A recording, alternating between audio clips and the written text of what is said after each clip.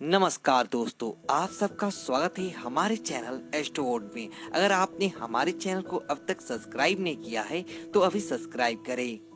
दोस्तों, सबसे पहले आप इस वीडियो को लाइक कर दीजिए, क्योंकि बाद में आप लाइक करना भूल जाते हैं। तो प्लीज इस वीडियो को टक से लाइक कर दे। तो चलिए शुरू करते हैं आज का वीडियो। दोस्तों, आप सफल होंगे या असफल, ये बहुत अधिक इस बात पर निर्भर करता है कि आप किस पर भरोसा कर रहे हो। और अगर आप सभी लोगों पर आंख मूंद कर भरोसा करोगे तो कलयुग में आपका विनाश निश्चित है। अगर आप किसी पर भी भरोसा नहीं करते तो भी आप सफल नहीं हो सकते। आप किसी पर बड़े व्यापारी को ही देख लो, वह व्यापारी लोगों पर भरोसा करता ही होगा, तभी तो वो सफल होगा। व्यापारी को किसी को उधार देना है तो उसको उस पर भरोसा तो करना ही पड़ेगा। किसी को मैनेजर बनाकर अपना पूरा काम सौंपना है तो मैनेजर पर भरोसा तो करना ही होगा। तो किस पर भरोसा करें और किस पर नहीं, और अगर भरोसा करें तो किन बातों का खास ध्यान रखें। आचार्य चाणक्य नीति में इसके बारे में कुछ दिशा निर्देश दिए हैं। तो चलिए दोस्तों, कहानी पर आते हैं। यह कहानी एक ऐसे ऋषि की है जो कई दूर एक घने जंगल में अपनी जप तप और कई सालों की तपस्या के बाद कई सिद्धियां हासिल कर लेते हैं। ऋषि अपनी शक्तियों द्वारा जो भी उसके सामने खड़ा रहता था उसके मन की बात जान लेते थे। ऋषि के पास हर दिन पूरे जंगल के सभी जानवर उसके आश्रम में आध्यात्मिक उपदेश सुनने के लिए आते थे। ऐसा करने से सभी जानवरों को शांति मिलती और अपनी समस्या का हल भी मिल जाता। इसी जंगल में एक बिल्ली भी रहती थी। वो बिल्ली भी हर रोज ऋषि के उपदेश सुनने के लिए आती और हर रोज ऋषि के लिए जंगल से ताजे फल और सब्जियां लाया करती। ऋषि इन फल और सब्जियों को बड़ी ही खुशी से स्वीकार करते और उसे आशीर्वाद भी देते। हर रोज की तरह जब बिल्ली जंगल में घूमती हुई ऋषि के लिए अमरूद इकट्ठा कर रही थी, तभी उस पर अचानक से एक कुत्ता हमला कर देता है। बिल्ली डर जाती है और तेजी से भागती हुई ऋषि के आश्रम में चली जाती है। आश्रम में पहुंचने के बाद घबराई हुई आवाज में ऋषि को अपने ऊपर हमले के बारे में बताती है। इसी बीच वह कुत्ता भी उस ऋषि के आश्रम में पहुंच जाता है और ऋषि से अपना शिकार वापस लेने के लिए अनुरोध करता है। अब ऋषि के सामने धर्म संकट आ जाता है। बिल्ली ऋषि के शरण में आई है। ऋषि का कर्तव्य है कि उसके प्राणों की रक्षा करे। ये ऋषि का परम धर्म है। चाहे बिल्ली की रक्षा करते हुए ऋषि को अपने प्राण न क्यों गंवाने पड़े, परंतु उसे बिल्ली की रक्षा तो करनी ही है। और इसके उलट एक जीव दूसरे जीव का भोजन है। इसीलिए अगर ऋषि उस कुत्ते को बिल्ली को नहीं सौंपता तो ऋषि किसी का हक छीन रहा है, और ये एक ऋषि को बिल्कुल शोभा नहीं देता। और किसी का भोजन छीनना एक प्रकार का पाप है। ऋषि को पहले तो समझ नहीं आता वह कैसे इस धर्म संकट से बाहर आए। कुछ देर सोचने के बाद ऋषि को एक उपाय मिलता है।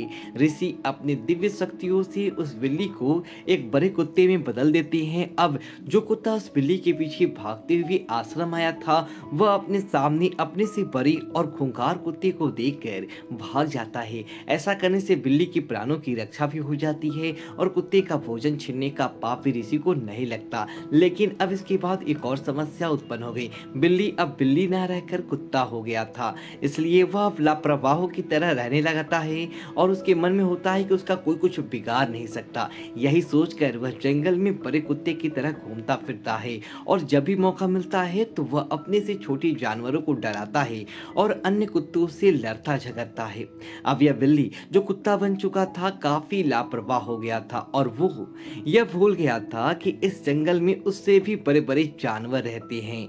एक दिन उस कुत्ते रूपी बिल्ली पर एक भेड़िए ने झपट्टा मार दिया। वह बिल्ली फिर से अपनी जान बचाकर डर के मारे तेजी से भागती हुई ऋषि के आश्रम पहुंच गई और वह पीछे पीछे भेड़िया भी ऋषि के आश्रम पहुंच गया और पहले की तरह ही उस कुत्ते को खाने हेतु उसने सौंपने के लिए ऋषि से प्रार्थना करने लगा। अब ऋषि से फिर धन संकट में पड़ गया। ऋषि ने इस बार भी वही किया जो उसने पहले किया था। अपने दिव्य शक्तियों का प्रयोग करके ऋषि इस बार कुत्ते को एक बड़े भेड़िए में बदल देता है, जिसे देखते ही वो छोटा भेड़िया भाग जाता है।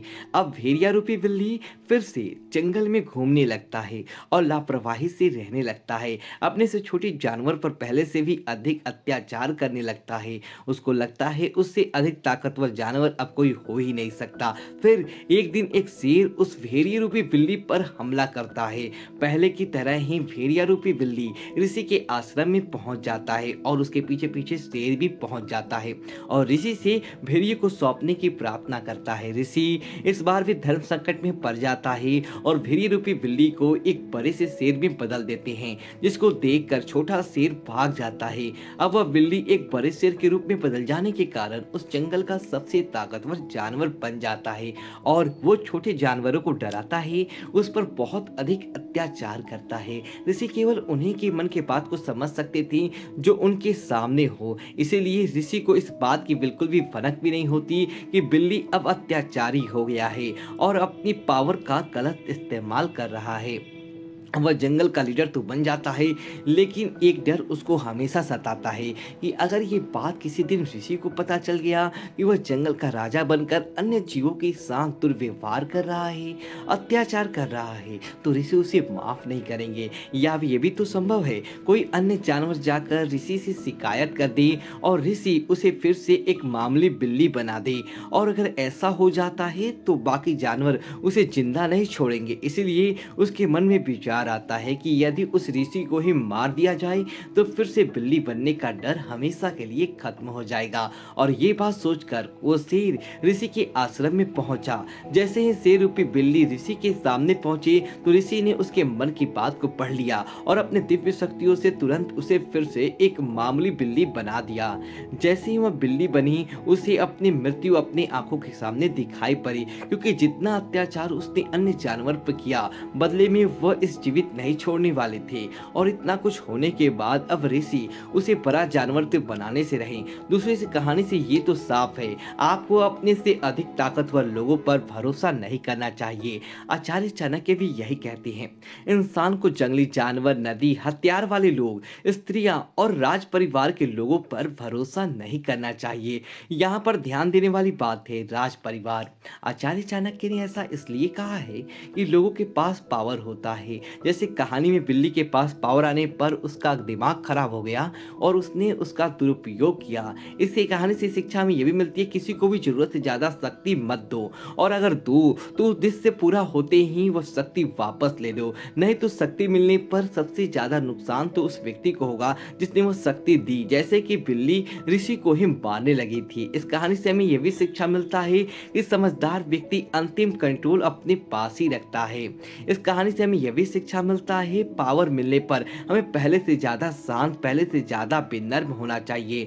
पावर ज्यादा है तो रिस्पॉन्सिबिलिटी भी ज्यादा है। यदि बिल्ली पावर मिलने पर अपने से छोटे जानवरों की रक्षा करती, ना कि उन पर अत्याचार करती, तो उसकी ऐसी स्थिति ना होती। ऐसी और वीडियो देखने के लिए हमारे चैनल को सब्सक्राइब करें और हमारे वीडियो को लाइक करें और कमेंट बॉक्स में जय श्री राम लिखिए और हमारे चैनल को सब्सक्राइब करें। धन्यवाद दोस्तों।